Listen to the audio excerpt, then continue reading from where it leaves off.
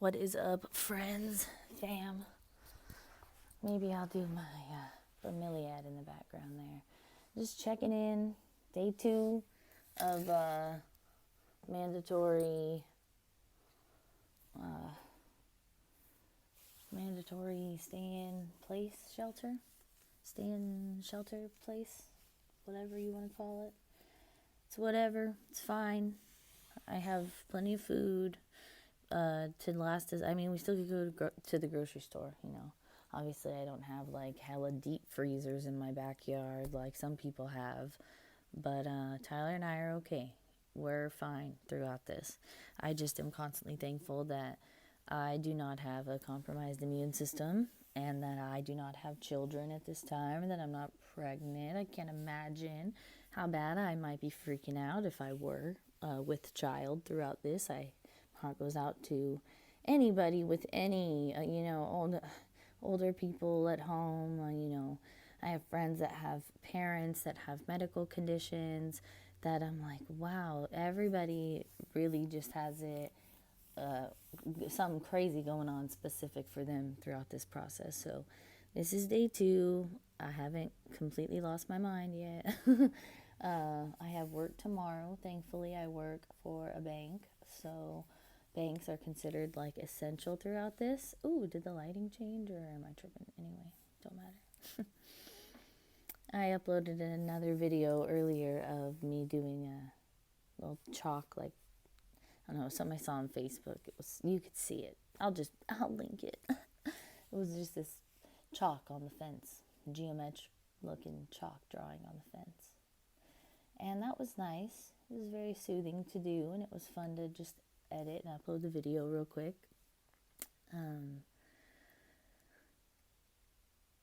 I just am praying constantly because, like, I don't want to get all religious with this, and I really do want to keep this short because I don't want to, I want to reach a broader audience, and in order to do that, I need to be more concise in my storytelling and the way that I express myself. That's my one of my bad personality traits, is that I have a tendency to just drone on and on. Anyway, see, I already forgot what I was saying. Oh, I don't want this to get all long, and I don't want to get all religious or deep or spiritual talk or anything like that. But I do just want to say that, like, if you have a religion that you claim, and that's what warms your heart, then, fall on that in this time. Pray to whoever you pray to. Pray to God. Uh, there's a lot of people out there who don't, who like me, for example, or like Tyler. That was one of our first like core fundamental conversations in our relationship, that we're like, we agreed that it's not about being religious, it's about being spiritual. And some people find spirituality through religion, and some people find it otherwise. So, it's really between you and God. There was a quote that I always think of that I heard when I was like 15 or something, that said, going to church doesn't make you a Christian any more than standing in a garage makes you a car. And I always remember that, because it's like, yeah, really, like, you can go to church to study the word, and that is great. Like, don't get me wrong. I'm not saying that there's not value in going to church. There's some culty churches out there. I will say that. But there's also really amazing churches out there that have really great things to offer and do charitable work and have a great message every week to share with people. So, for me personally, I'm not religious. I always called myself a Christian, and recently I've just more tried to just zoom out my lens and say, you know what, it's not about the titles. I can pray to God, and I know He's listening to me. So I pray throughout this. I pray that we find the strength that is already within us. I believe that God has already given us the strength, and it's our job to be wise enough and strong enough to find it already. So when I pray, I don't ask for more strength. I ask God, please show me the signs and the ways to uncover what's already inside of me. And that's just been the way that I've been praying recently, and I have found a lot of comfort in that. And it's all just words. I always think of the SpongeBob and Patrick is like, I wumbo, you wumbo, he, she, me, wumbo. Like, that's basically what we are doing, humans. We're just moving our mouths, clicking, making mouth sounds, making words. It's all just communication, and we use words to express ourselves. It's just our mode of communication. So what I'm trying to say is that, like, you could word it however you want, but just, pray throughout this. Try to stay strong. Try to draw on whatever sources of strength that you have within you and that you find comfort in. And just know that I'm over here doing the same.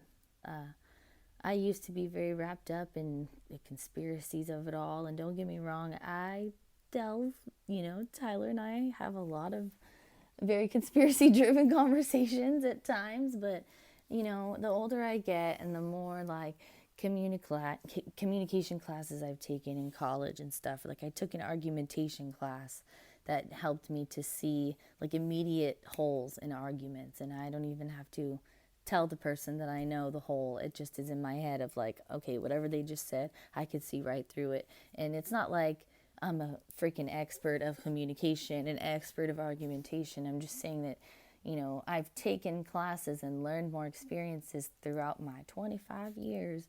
The older I get, I realize that, wait a second. I got sidetracked. I'm getting distracted. Okay, I was trying to say that all of these things that I have learned have led me to try to remain logical, especially in times when it is very pertinent for me to remain logical and fact-based. Like, it's fun to speculate and think about what if or this or that, but in times like this, like especially now, I am choosing to just remain fact-based, logical, not get all wrapped up in the conspiracies. I just want to 100% clarify that there are conspiracy theories that turn out to be real all the time. I'm just saying. Because I think that the truth always finds a way to come out, and if there's something going on behind the scenes, I think that we'll find out, There was also another quick thing that I wanted to mention, and I forgot. Fudge, I feel like I shouldn't say it because I can't remember. I did not say this quote. I will find out where this quote came from, and I will link it below or put it, like, I'll put whoever said it here as I say the quote. But